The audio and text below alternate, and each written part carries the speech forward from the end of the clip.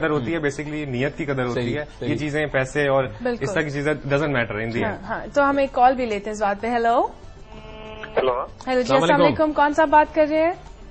جی یاسر لگانی بات کر رہا ہوں مفرگھر سے. جی جی یاسر بھائی کیسے ہیں؟ خیریت سے ہیں؟ کیا کہنا چاہیں گے؟ ہاں جی میں آپ کا پروگرام دیکھ رہا تھا تو یہ یوتھ کے حوالے سے بات کر رہے تھے. تو اپنے طور پہ تو ہم کوشش کرتے ہیں انڈیویجلی. صحیح. تو اگر ہم ان کے ساتھ مل کے کوئی کام کرنا چاہیں تو اس کے لیے مجھے ان کا نمبر اگر ہو سکے. بالکل نمبر ہم نے ایکچولی ان کی اور میں آپ کو بتاتے چلیں گے یاسر، اگر آپ ان کی فیس بک پہ آپ یقیناً موجود ہوں گے. فیس بک پہ پاکستان یوتھ الائنس کا ایک پیج موجود ہے. آپ وہاں جائیں گے تو وہاں پہ آپ کو علی کا نمبر بھی مل جائے گا اور ان کے سارے کانٹیکٹس وہاں پر موجود ہیں اور ان کی ویب سائٹ پر بھی. ٹھیک ہے. اور ابھی ان سے کچھ کہنا چاہیں گے آپ؟ اتنا بہتر کام کرنے پہ ٹھیک ہے. بہت شکریہ میرے بھائی، بہت شکریہ. یہ دیکھیں Thank you so much. Ali, this is the thing we are talking about. ابھی آپ کے ایک ممبر نہیں، ایک کمیونٹی کا آپ کے پاس اضافہ ہوا. انہوں نے مظفر گڑھ سے فون کیا. ہو سکتا ہے کہ آپ کا اگلا آفس مظفر گڑھ میں بھی بنے، وہاں پہ انوگریشن ہو. تو اچھا ماریا آپ کی جانب آئیں گے. آپ نے جب جوائن کیا کچھ ایسا انسیڈنٹ جو کہ ابھی بھی آپ سوچتی ہوں ہنسی آتی ہوں؟ علی نے تو ایک ایکسپیرینس بتایا کہ لوگ سمجھتے ہیں کہ یہ شاید ویزے بھی دلا سکتے ہیں. میں ایک انسیڈنٹ آپ کو بتاتی ہوں. ابھی ہم فلڈ وکٹم کے لیے جب کیمپین کر رہے تھے، روڈ کیمپین، تو ایک مجھے صاحب ملے اور 10 روپے انہوں نے ہمارے ڈونیشن باکس میں ڈالے اور انہوں نے مجھے سختی سے یہ بات کہی کہ اگر یہ پیسے وہاں نہیں پہنچے جس کے لیے میں نے یہ پیسے ڈالے تو میں قیامت کے روز آپ سے پوچھوں گا. اچھا تب تو انہوں نے بات کر دی، ہم بھی ہنسی مذاق میں چلے، لیکن بعد میں ہم سب بیٹھ کے سوچ رہے تھے کہ واقعی میں یہ کہ آپ پہ بھی کتنی بڑی رسپانسبلٹی ہوتی ہے. 5 روپے بھی اگر ہم زکوٰۃ کے لیے یا کسی اور چیز کے لیے وہ لیتے اماؤنٹ ہیں وہ نہیں ہے، لیکن وہ ایک فرض جو آپ کا بن جاتا ہے کہ آپ نے یہ سنبھالنا ہے اور اس سے ہمیں بھی یہ احساس ہوتا ہے کہ ہم نے ٹرانسپیرنسی بیکاز ایوری پینی کاؤنٹس. اچھا تو علی کی جانب واپس آئیں گے. علی یہ بتائیں کہ بہت طرح کی یوتھ ہے ہمارے یہاں پر، مس لیڈ بھی کیا جا رہا ہے یوتھ کو. تو کون سے ایسے عوامل ہیں جو کہ یوتھ کو مس لیڈ کرتے ہیں، جو کہ ان کو پروٹیسٹ میں لے جاتے ہیں اور وہاں پہ ان سے توڑ پھوڑ کراتے ہیں؟ کیونکہ دیکھیں یہ سائیکولوجیکل وارفیئر کا حصہ ہے ہماری قوم کے خلاف. بہت ساری اسٹوڈنٹ یونینز پاکستان میں ہیں، آج کل بین ہوئی ہوئی ہیں اسٹوڈنٹ یونینز، لیکن انیشلی جو ہیں جو ایگزسٹنگ ہیں آن دا گراؤنڈ وہ پولیٹیکل پارٹیز کی بیکڈ ہوتی ہیں. میں نام نہیں لوں گا، سب جانتے ہیں. اور وہ ان کو یوز کرتے ہیں بدماشی کے لیے. ان کو پسٹل دے دیتے ہیں کہ تمہیں مارنا ہے، دھاڑنا ہے، یہ کرنا ہے. تو یہ بڑا غلط کام ہے. یہ ٹھیک کیا کیمپسز میں اسٹوڈنٹ یونین کو بین کر کے پاکستان گورنمنٹ نے، لیکن اسٹوڈنٹ یونین اور اسٹوڈنٹ کاؤنسل میں فرق ہوتا ہے. یونیورسٹیز اور کالج میں اسٹوڈنٹ کاؤنسل ہونی چاہیے جو کہ اساتذہ تک یا پیرنٹس تک اپنا موقف پہنچا سکے کہ اسٹوڈنٹس کیا چاہتے ہیں ایجوکیشن کے پوائنٹ آف ویو. ایجوکیشن کے پوائنٹ آف ویو سے اس کے علاوہ بھی ایون جیسے اتنا بڑا ڈیزاسٹر ملک میں آیا تو وہ مل کے ان کو ایک کوآرڈینیشن باڈی تو چاہیے نا، وہ اسٹوڈنٹ کاؤنسل کر سکتی ہے.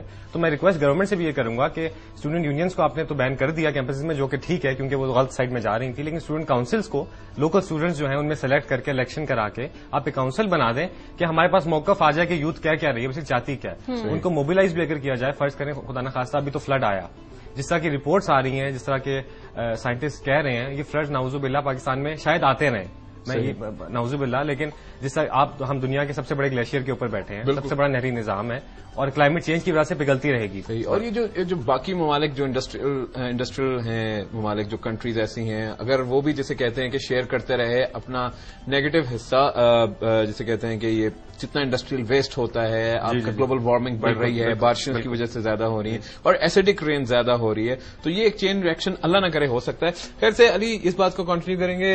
جی ماریا، میں آپ سے پوچھنا چاہتی تھی کہ وہ کون کون سی چیزیں ہیں جو آپ اپنا پوائنٹ اکراس کرنے کے لیے کرتے ہیں؟ ڈو یو گائز ہیو، کوئی جلوس ہوتا ہے، کوئی پروٹیسٹ ہوتا ہے، کوئی رپورٹس دیتے ہیں آپ میڈیا میں، کون سے طریقے سے آپ اپنا پوائنٹ اکراس کرتے ہیں یوتھ کے بارے میں؟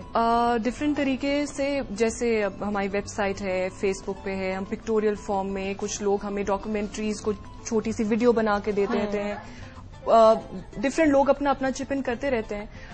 ہم لوگ بیسکلی آسان تو ہمارا طریقہ یہ ہوتا ہے کہ ہم اپنی اسٹیٹس اپڈیٹس کرتے رہتے ہیں. ہمارے ساتھ ہمارے کانٹیکٹ نمبر میں لوپ میں ہم رکھتے ہیں، سب کو میسیجز فارورڈ کر دیتے ہیں جو بھی نئی ایکٹیویٹی ہونے والی ہوتی ہے، اور پھر اس کی اسٹارٹ سے لے کے اس کی ایگزیکیوشن فیز تک وی میک شیور کہ وہ سب چیز جو ہے وہ ٹرانسپیرنسی ایک برقرار رہے. تو اس کو ہم کسی طریقے سے ریکارڈ بھی کرتے ہیں پکٹوریل فارم میں یا through word out, through return. ہم اس کے ہمارے علی کا اپنا بلاگ ہے، پرسنل بلاگ بھی ہے. خیر اس کے علاوہ بھی کچھ اور اسٹوڈنٹس ہیں جو مختلف نیوز پیپر میں. آپ کو کتنا رسپانس ملتا ہے اسٹوڈنٹ سے، یوتھ سے، بڑوں سے؟ رسپانس ملتا ہے. آپ دیکھو نا کہ ہم نے ابھی تک ابھی ہماری ریسنٹلی 20th ڈلیوری ہوئی ہے. تو یہ رسپانس ملا ہے تو یہ ساری کامیابی سے ہوئی ہیں. صحیح.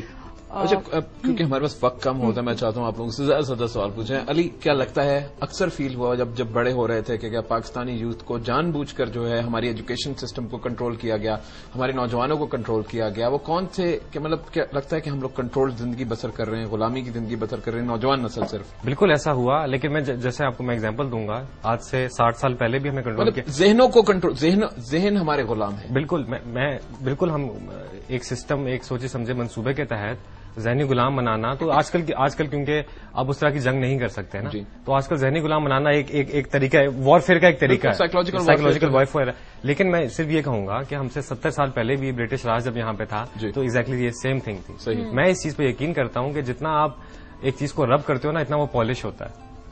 تو یوتھ ایسی کوئی بات نہیں ہے کہ پتہ نہیں ہے کیا کرنا چاہیے, سب جانتے ہیں. ابھی آپ دیکھ لیں کوئی 2.5 سال پہلے, 2-2.5 سال ہو گئے ہیں, لائرز موومنٹ ہوئی تھی, اس میں یوتھ کا بڑا کردار تھا. اور ایک اتنی بڑی ڈیسیجن جو گورنمنٹ کے اگینسٹ انہوں نے لی, اس کو انہوں نے منوایا سڑکوں پہ آگے, سیم ود اگر آپ اس وقت چاہے پاکستان میں ڈرون اٹیکس ہوتے ہیں, روز 7 کے قریب ایوریج پہ جا رہی ہے, پاکستانی شہری مرتے ہیں, ایک غیر ملکی جہاز آ کے ہمارے ملک میں آ کے مار کے جاتا ہے. اگر لوگ چاہیں, فرض کریں جسٹ امیجن جس سچویشن کے 5 لاکھ کے قریب لوگ پارلیمنٹ ہاؤس کے سامنے بیٹھے ہوں اور دھرنا دے رہے ہوں کہ ہم نہیں اٹھیں گے, آپ ورلڈ میڈیا کی ٹینشن آپ کے پاس ہوگی. مجھے بتائیں کیا راتوں رات ڈیسیژن چینج ہوگی کہ نہیں ہوگی؟ ڈیفینیٹلی ہوگی. کہ ایپتھی ہماری ہوئی, قصور ہمارا ہوا کہ ہم نہیں آتے. ہم پریفر کرتے ہیں اپنی اسٹڈیز کو, اپنی ذاتیات کو ملک کے اوپر. بس یہ ہے. دوسری, میں آپ کے اس پروگرام کی توسط سے پیرنٹس سے ریکویسٹ کروں گا, جیسے ہم ڈسکس کر رہے تھے پہلے, کہ پلیز اپنے بچوں کو ڈرایا نہ کریں کہ بھائی تم یہ کرو گے تو یہ ہو جائے گا. ایسی بات نہیں ہے. دیکھیں, آپ کچھ اگر نہیں کر سکتے, ہماری جو پہلی جنریشن نے پاکستان بنایا, ہمارے جو دادا تھے, پھر ہمارے فادر جنریشن تھی, وہ تھوڑی سی ایپیتھیٹک ہو گئی. ملک کے جو 20-30 سال تھے زیادہ دور سے لے کے, وہ بہت ایپیتھیٹک ہو گئے. شاید 71 میں بھی ان کو بہت ڈی مورلائزیشن کا سامنا کرنا پڑا. 71 سے آپ کہہ لیں 70 سے لے کے 2000 تک, یہ 30 سال جو تھے نا, بڑے عجیب سے گزرے ہیں پاکستان کے, اور لوگوں کو عجیب طریقے سے martial law dictators were there. اور اب تھوڑا وقت چینج ہو گیا ہے, اب کیونکہ انٹرنیٹ آ گیا, میڈیا آ گیا, تو تھوڑی سا شعور میں دیکھ رہا ہوں لوگوں میں آ رہا ہے. اب یہ وقت آ گیا ہے کہ پیرنٹس جو ہیں وہ بچوں کو روکیں نہ, بلکہ انکریج کریں. جیسے میں آپ کو ایگزامپل دیتا ہوں, ابھی کچھ دنوں پہلے ہم جب جا رہے تھے مظفر گڑھ, تو راستے سارے بند تھے. ایک فیمل والنٹیئر تھی, ان کی والدہ بڑی پریشان کہ کہاں لے کے جا رہے ہو نا, اور 26 گھنٹے کا راستہ, اس میں راستے میں سانپ بھی آ رہے ہیں, خبریں آ رہی ہیں کہ لوٹ مار بھی ہو رہی ہے, UN کے ٹرک کچھ لوٹے گئے تھے. تو سیکورٹی کی کیا ارینجمنٹ ہے نا. تو ہم نے ان سے کہا, میں ان کو سب سمجھایا, آنٹی ہم نے یہ کوشش تو کی ہے, میں گارنٹی آپ کو نہیں دے سکتا, صرف یہ گارنٹی دیتا ہوں کہ ان کو کچھ نہیں ہوگا, پہلے مجھے کچھ ہوگا اگر ہوگا, صرف یہ گارنٹی میں دے سکتا ہوں. تو انہوں نے بڑا زبردست, وہ ایک شعر ہے میرے کہ سر پہ کفن باندھ کے چلے, کہ بھائی ہم نے آپ کے حوالے کیا, ہم فخر کریں گے اگر نہ بھی واپس آئے. بہت خوبصورت.